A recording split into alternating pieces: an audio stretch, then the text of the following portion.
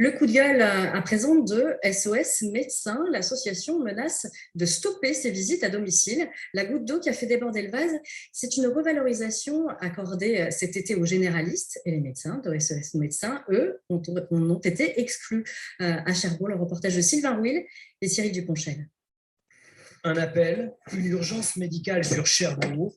C'est la première visite de la journée pour Christophe Marchenet.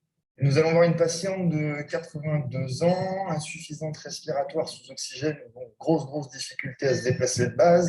C'est typiquement les visites à domicile qui sont nécessaires pour ces patients. Bonjour Madame Renard, docteur Marchenet, SOS Médecins. 24 heures sur 24, 7 jours sur 7, l'association intervient très régulièrement dans les structures pour personnes âgées. Heureusement que vous êtes là, SOS Médecins. Parce que sans vous, je ne sais pas comment on ferait. Alors, c'est sûr, pour la visite à domicile, sans nous, c'est un peu plus compliqué. SOS Médecins en France, ce sont à peine 2% des médecins, mais plus de 15% des visites à domicile.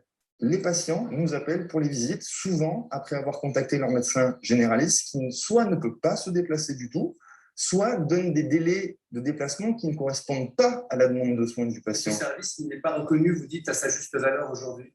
À notre sens, au sein de SOS Médecins France et de SOS Médecins Cherbourg aussi, nous trouvons que la visite, qui n'a pas été revalorisée depuis 20 ans, effectivement, ne met pas en valeur cette pratique qui permet le maintien au domicile des patients.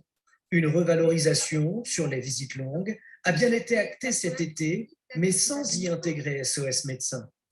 Intolérable pour l'association qui menace de stopper certaines visites dans les prisons ou les maisons de retraite.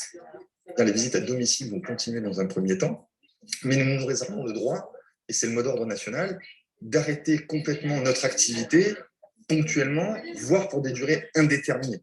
Des actions qui, à défaut de négociation avec le ministère de la Santé, pourraient débuter le 15 septembre.